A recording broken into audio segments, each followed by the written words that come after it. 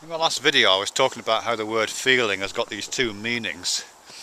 One which is to do with the purely concrete experience of the touching something with your hands and feeling its texture, its temperature, those kind of tactile qualities about it. And this other meaning of feeling which is to do with emotions. And I was just speculating on why we refer to emotional engagement using that particularly sensory modality as opposed to smell or taste or hearing or one of those kind of things. And what it got me thinking of is in terms of, I don't know if I'm just playing with words here or really playing with ideas, but what it got me thinking of is this other word which is sense, because as well as feeling having two meanings, sense also has two meanings, doesn't it? So whilst feeling refers to the haptic sense, the sense of touch, and refers to emotional engagement, sense refers to a kind of generalized category of physical involvement with the world.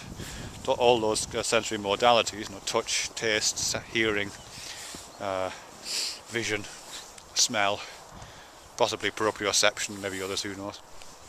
It means that. But it also has this other meaning which is to do with reasonableness or rationality or practicality, something like that.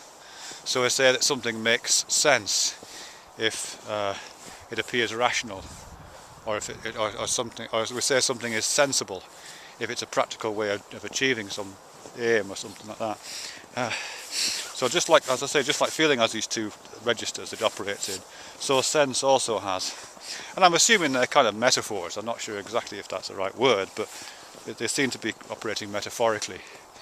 So the sensory modality of touch acts as a primary metaphor for emotional engagement, and the collection of sensory modalities, the five senses or six senses, act as a collective metaphor for a reasonableness or some kind of cognitive process to do with establishing viability or truth, perhaps, something like that. It feels like it comes under that broad heading.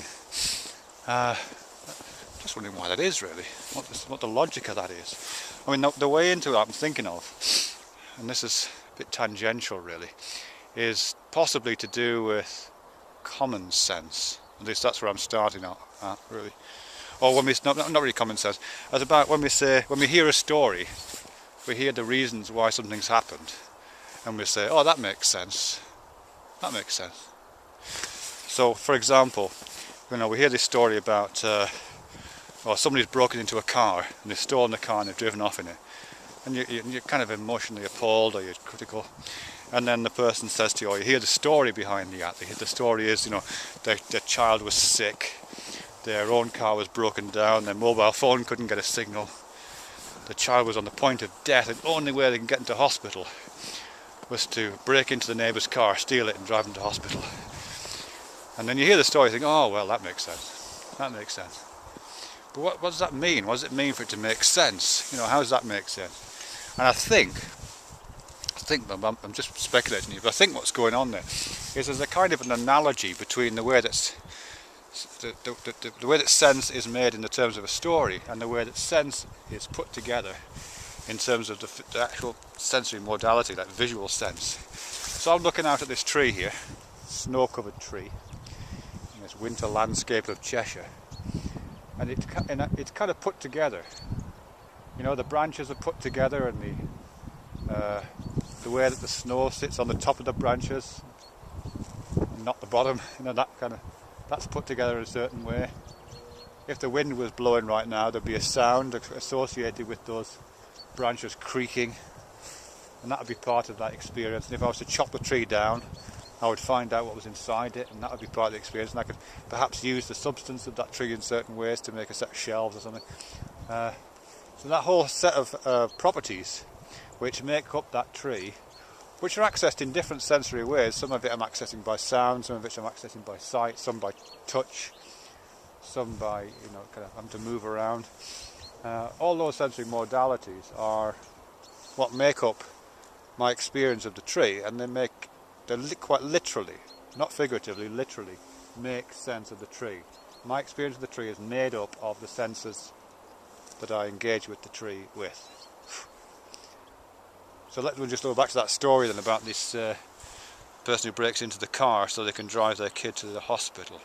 Before I know those details, the story doesn't make sense, or it makes different kind of sense, let's put it that way. But I hear that story and I'm kind of putting it together in a similar way to I'm putting the tree together, I think. I'm kind of moving this piece of the puzzle here, and this part of me is having this kind of an emotional engagement of perhaps sympathy with their position, and this other part of me is having a felt sense of the kind of rightness of that particular choice at that time, or the wisdom of that set of moves in order to make the best of a bad situation. So I'm doing a similar kind of assembly job on the story, I think, that I'm doing on the tree when I put the various sensory modalities together. I don't know if there's any validity to that at all, but it just seems to me that the way I'm making sense of the one thing is based on, perhaps, or is drawing on the same logic as the way I'm making sense of the other. The way I'm making metaphorical sense of the story is the way I'm making literal sense of the world, and it's about putting sensory experiences together into a kind of whole, coherent, consistent whole, I think. Yeah, that's what I think.